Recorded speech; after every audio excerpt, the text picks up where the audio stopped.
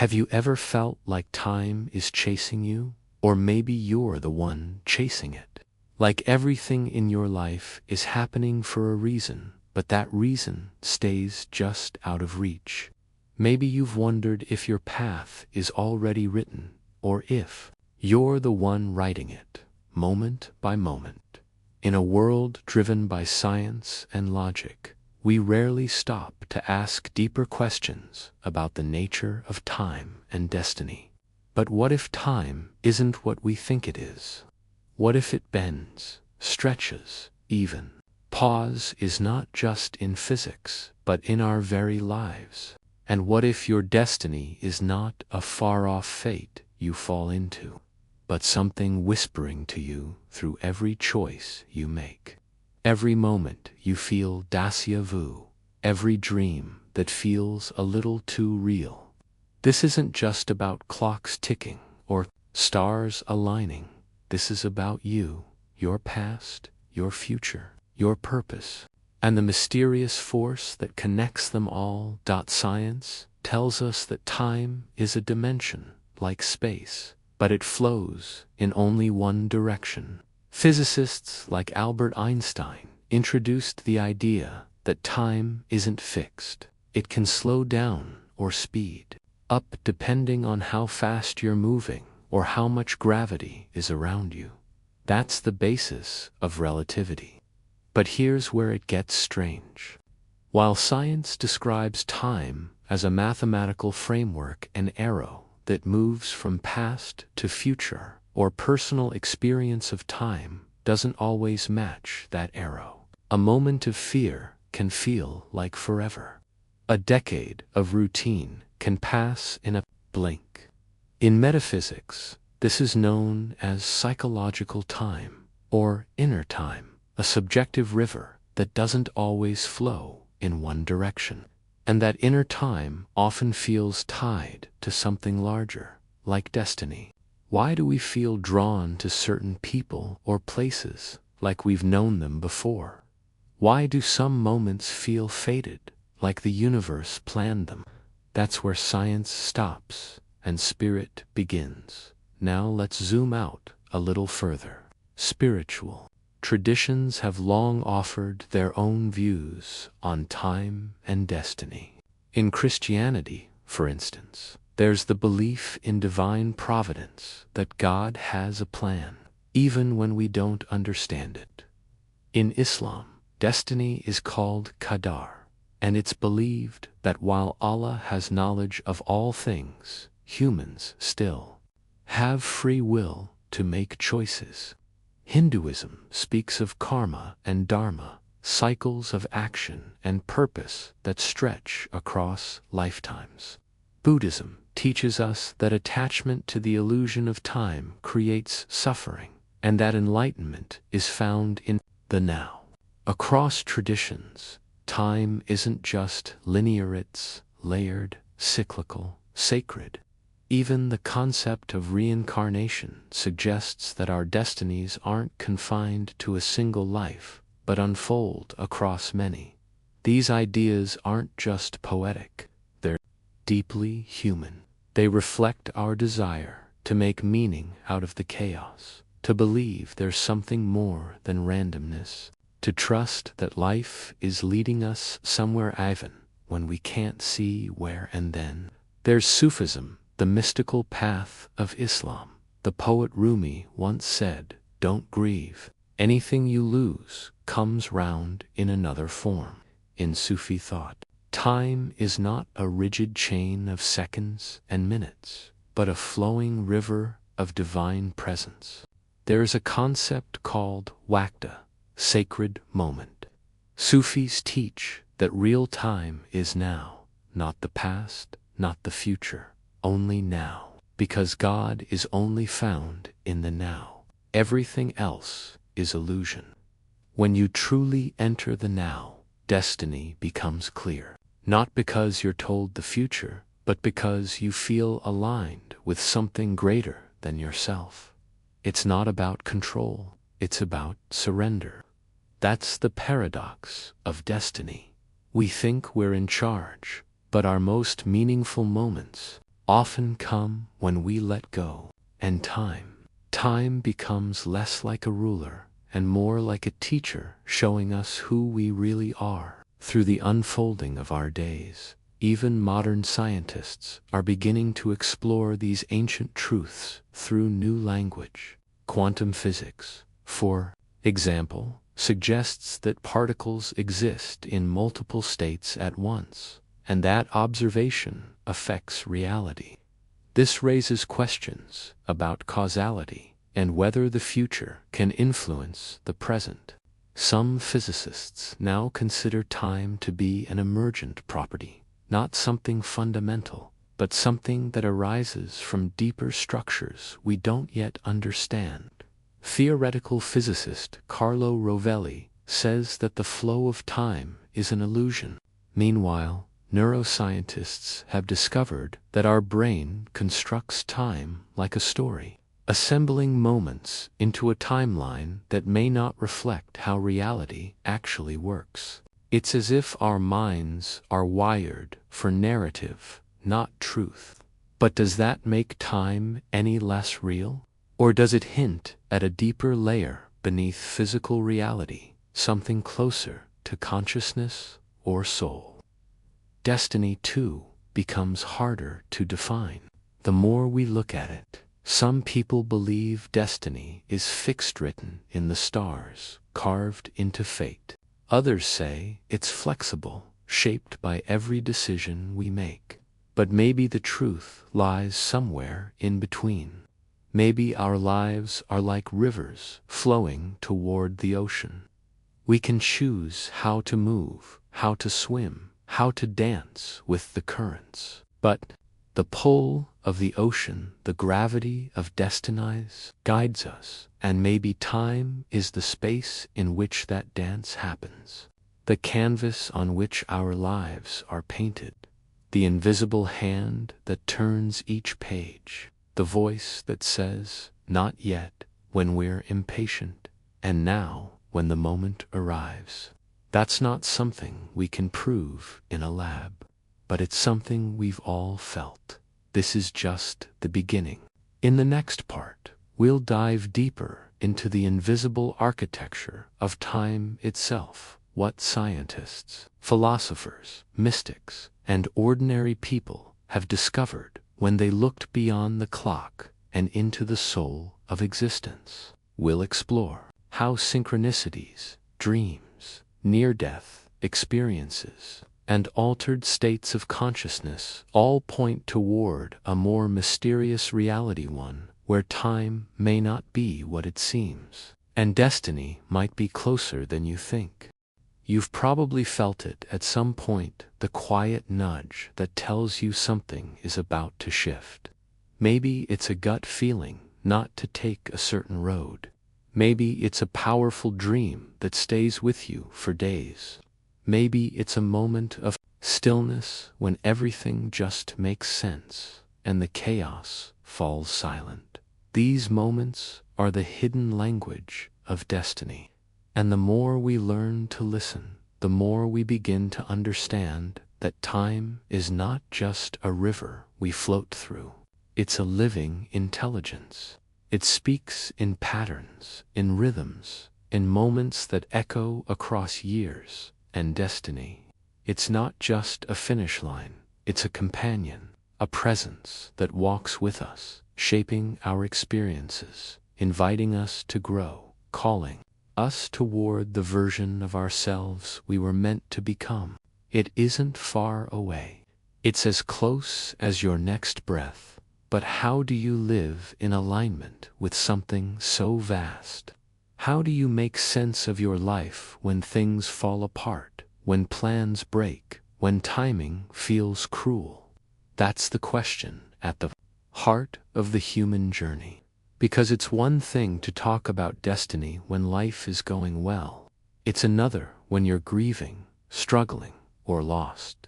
And yet, these are the moments that reveal the deepest truths. In many spiritual traditions, suffering is not a punishment, it's a portal, a doorway to transformation. Pain slows us down. It pulls us into the now. It makes us ask questions we never asked before. Why am I here? What matters most? Who am I without all the things I used to rely on? These are not easy questions, but they are sacred ones. And time, if we let it, gives us the space to sit with them, to let the answers rise not from the mind, but from the soul. In Christian teachings, suffering is often described as a way to draw closer to God. In the Psalms, David writes about walking through the valley of the shadow of death, but not being alone.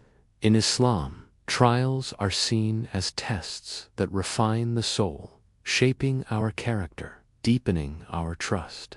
In the Bhagavad Gita, Krishna tells Arjuna that even the hardest battles are part of a divine plan, that nothing is ever wasted. In Buddhist teachings, suffering is the first noble truth. It's the starting point of awakening. And in Sufi thought, suffering is not the enemy, it's a friend dressed in disguise. Rumi writes, "Don't get lost in your pain. Know that one day your pain will become your cure." This isn't just beautiful language. It's wisdom carved from the experience of generations. And it teaches us that destiny doesn't avoid difficulty, uses it. Every delay, every heartbreak, every season of silence is a thread in a larger design. Science, too, shows us how transformation works. The human brain, for example, is constantly reshaping itself based on experience. Neuroplasticity means that our thoughts, our focus, and our actions can literally rewire the pathways in our minds. In other words, who you are is not fixed. You're not trapped in your past. You're being remade every day. And that means your relationship with time and destiny is active, not passive. You're not a puppet on a string. You're a participant in a creative process.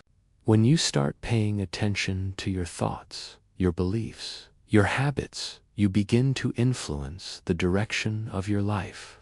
This is not just motivation talk. It's backed by science and lived by millions. And when you combine that with spiritual awareness, with prayer, with meditation, with presence, you become more than just a person moving through time. You become a soul waking up inside of it. Let's talk about intuition. That quiet inner voice, the feeling you can't explain, the sense that something is right or wrong even when there's no evidence.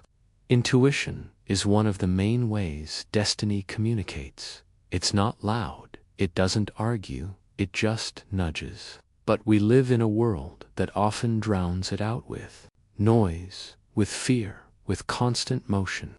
If you want to align with your true path, you have to get quiet enough to hear it. You have to build space into your life for stillness, not just for rest, but for listening. Listen to your body. Listen to your heart. Listen to the patterns of your life. What keeps returning? What are you drawn to again and again? Those are clues. They're not accidents. They're signals from your deeper self, from your future self, even from the universe itself. Intuition is like a compass that doesn't show you the full map, but always points north. And the more you follow it, the clearer your path becomes. Another tool on the journey is longing, that ache you feel when something's missing, when you want more, not just more money or success, but more meaning, more truth, more connection. That ache is not weakness, it's guidance. It's the soul reaching out, trying to remember what it came here for. Sufi poets often describe this as the longing for the beloved, the divine presence that called us into existence. Rumi says, "The longing you feel is the return message." Longing is not something to escape, it's something to explore, because often the things we long for the most are not outside of us. They're within us, waiting to be uncovered, waiting for time and life to peel back the layers and show us what we've carried all along. But what if you feel completely lost? What if nothing makes sense? That's more common than people admit, especially in a world that's always rushing, always comparing, always telling us we should be somewhere else. But the truth is, being lost can be the first step to being found. In fact, many people only discover their destiny after everything else falls apart. It's in the ruins that we find the raw material to build something true. It's in the silence that we finally hear the voice that's been waiting. In Sufi tradition, there's a saying, when the soul lies down in that grass, the world is too full to talk about. This means that when we truly let go of our plans, our control, our expectations, something deeper begins to emerge. A peace that isn't based on answers. A strength that doesn't come from knowing what's next, but from knowing you are being held by something greater than yourself. Living in alignment with destiny doesn't mean life will be easy. It means it will be meaningful. It means you'll begin to see your life as a journey with purpose. You'll begin to trust the timing of things. You'll stop rushing to the next moment. You'll see delays, not as punishments, but as protection. You'll begin to notice the connections, the symbols, the synchronicity. You'll start to realize that you're not walking alone. You never were. Something has been guiding you the whole time.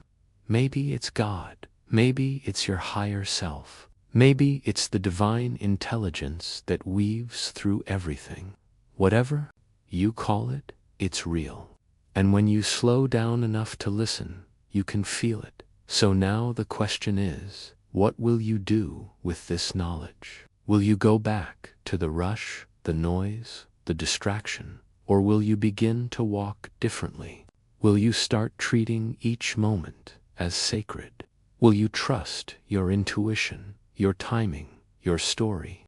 Will you let go of trying to control everything and open yourself to wonder, to mystery, to grace? Because that's the real secret of time and destiny. It's not something to figure out. It's something to live. You don't need to know the whole plan. You just need to take the next step and the next one with courage, with presence, with faith. Because the truth is, time is not your enemy. It's your ally. It's shaping you, teaching you, preparing you.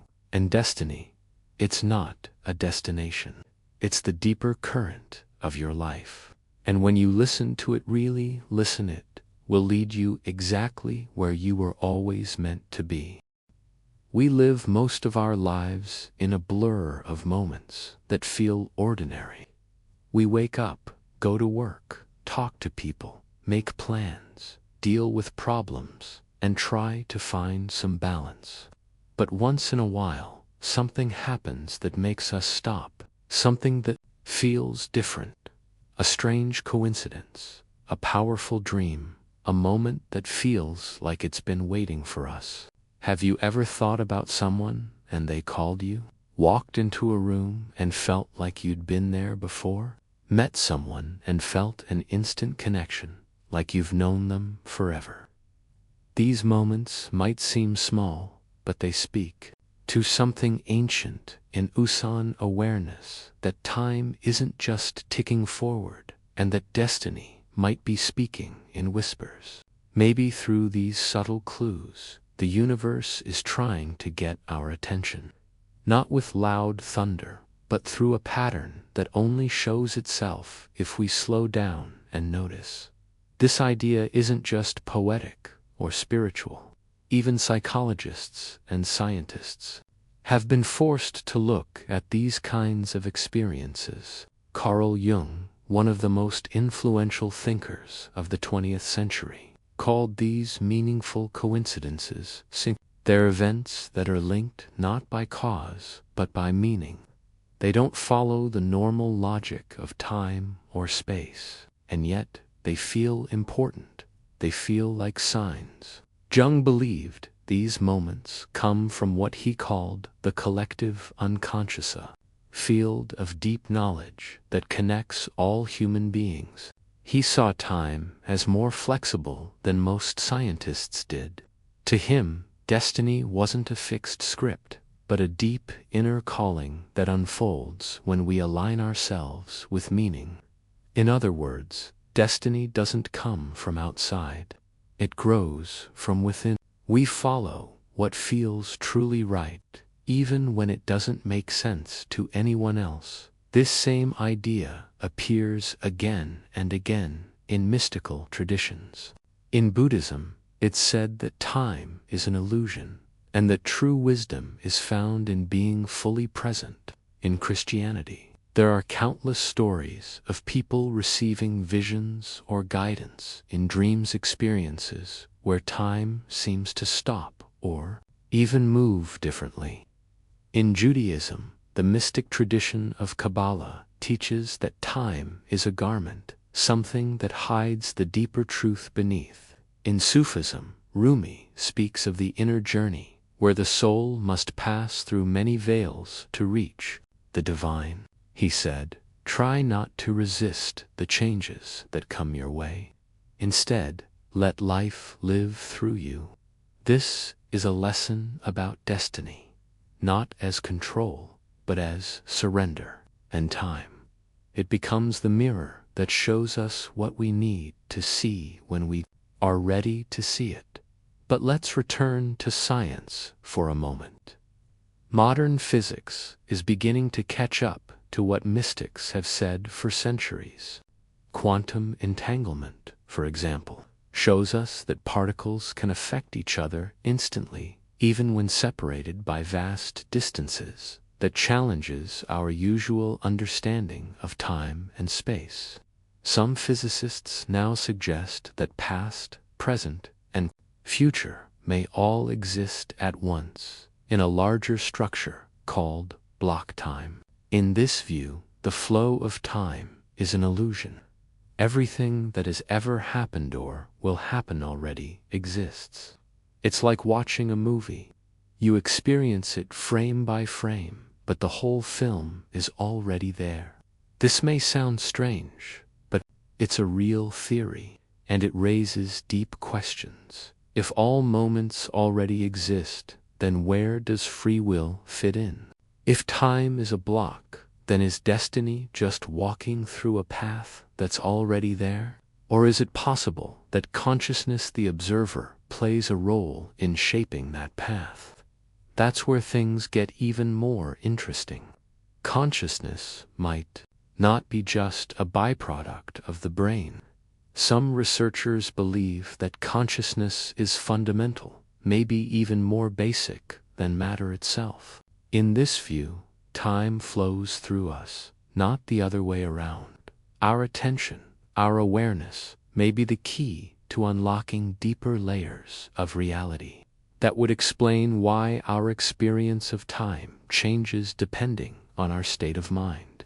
In moments of deep love, time seems to stop. In meditation, time disappears. In trauma, time stretches painfully long. And in flow, when you're doing something that feels natural and effortless, time passes without you even noticing. All of this suggests that we're not just in time, we are time. We're not just moving through destiny, we are participants in shaping it. Now let's add in the soul. Most spiritual traditions agree that we are more than our bodies, that there's a deeper part of us that remembers, even if our minds forget. Some call it the soul, others call it the higher self, the spirit, or the divine spark. Whatever the name, it's that part of us that feels connected to something beyond this life. And that part of us might exist outside of time entirely.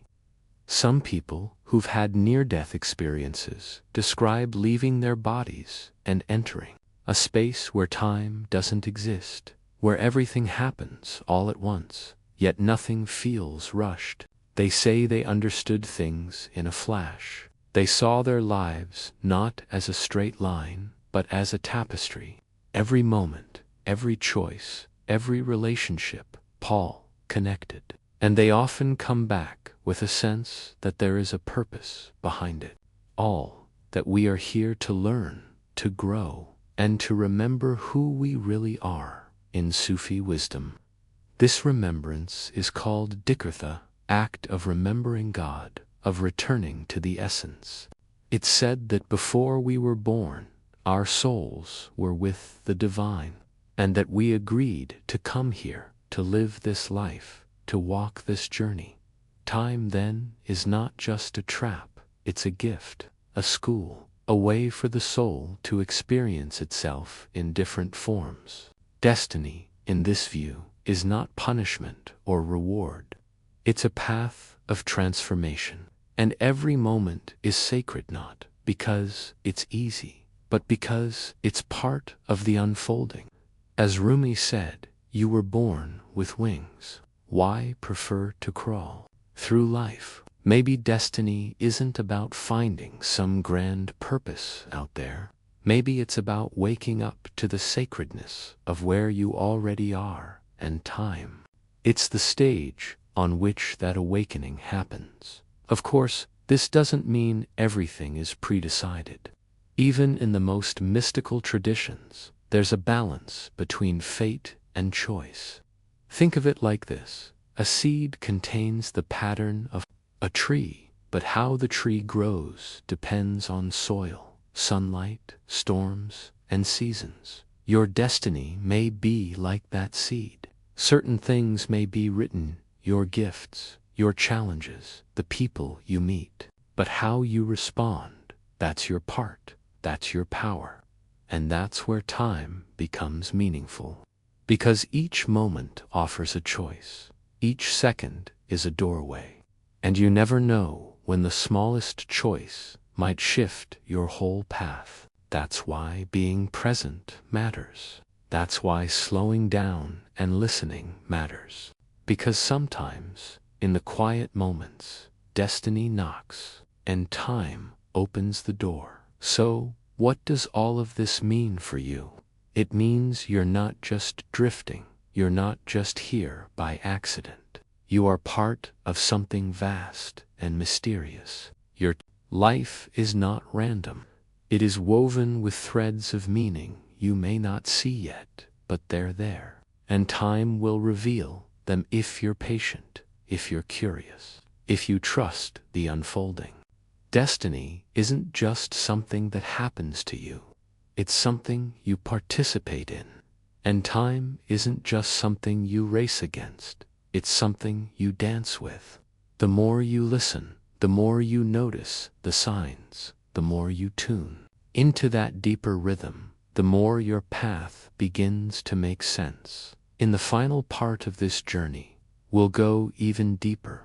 We'll look at how to live in alignment with your destiny not by controlling time, but by understanding its wisdom. We'll explore how intuition, pain, joy, and longing are all teachers. And we'll see how the secret of time and destiny is not something hidden far away, but something living inside of you, waiting to be awakened.